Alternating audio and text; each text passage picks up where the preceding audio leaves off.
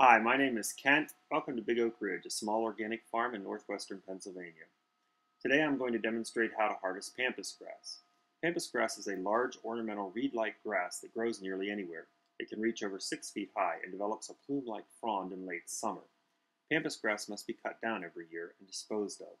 In the past we burned it or composted it, but we have found that the best thing to do with it is to shred it, which is what we will demonstrate today.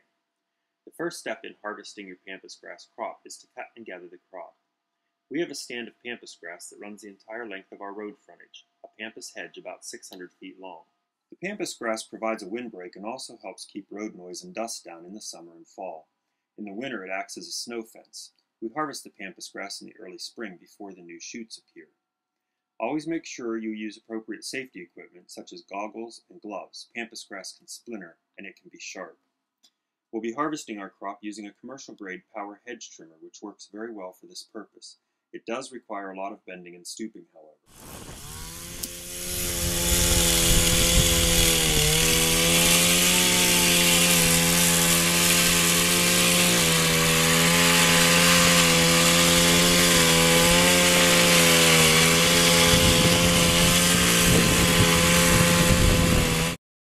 Once you've cut your pampas grass, you'll need to gather it up, which is done quite easily. Pampas grass tends to fall over similar to straw, and you can shock it like straw.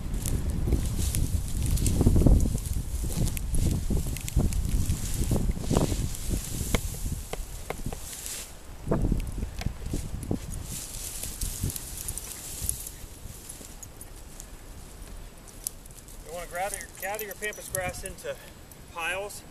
Okay, this is a line of pampas grass that has already been harvested. You can see that it cleans up quite nicely and quite easily. I did this in about 20 minutes of work or less. And you see that we have this gathered into piles. The material is ready for shredding into compost. So you get these piles like this. Now one thing that is a good thing to remember is you want to put all the canes from your pampas grass facing in the same direction, even when you're piling it up. And the reason for that is because as you push this through a chipper shredder, or any place that you use it, if all the canes are laying in the same direction, what I mean by canes laying in the same direction is pampas grass has fronds on it.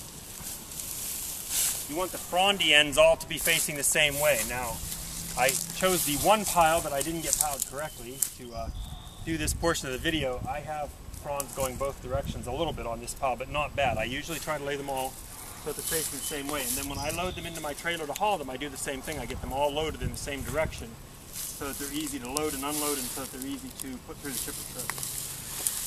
So you'll see that the ends of this have, the bottom ends of this get very sharp, spiky, and as I mentioned in a previous recording, they are kind of similar to a reed. They're hollow in the middle, but they are sharp, so you do have to use a little bit of care when handling them. So after you get your pampas grass all cut down, piled up into piles like we saw, the next step is to get it to the place where you're going to shred it. We're just hauling this on our old faithful $300 Power Pro yard tractor. Interestingly enough, this Power Pro yard tractor was made by MTD, and the chipper machine that we're going to use today is also an MTD model. It's the yard machine, 10 horsepower with a 3-way system. Seems to be a really good rig. I will tell you that these chipper shredders are fairly expensive, and we've discovered through the process of experience that you're further ahead to just rent these. For all the more you use them, we owned one of these ourselves. It was a very expensive chipper shredder, and we never used it. It sat in our garage most of the time, and we had to work everything else around it. So we figured out through trial and error that it's better to just rent the machine for the day that you need it. This machine is costing me $60 to rent for a day, and I think it's money well spent. So now we're just going to show you what happens when you shred this stuff.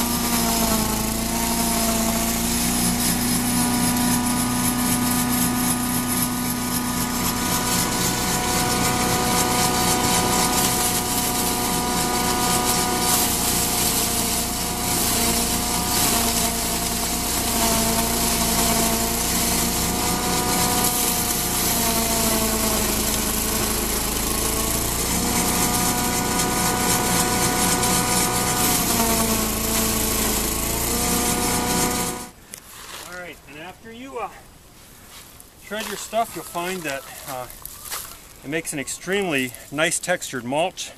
This is good for gardening. This would make good cover material for your composting toilet. We use this as bedding for our chickens, filler in the nest boxes, and it also works as mulch around plants. This biodegrades very, very fast, so you don't get more than a year out of it for use as an actual mulch, like around flowering plants and shrubs and stuff like that.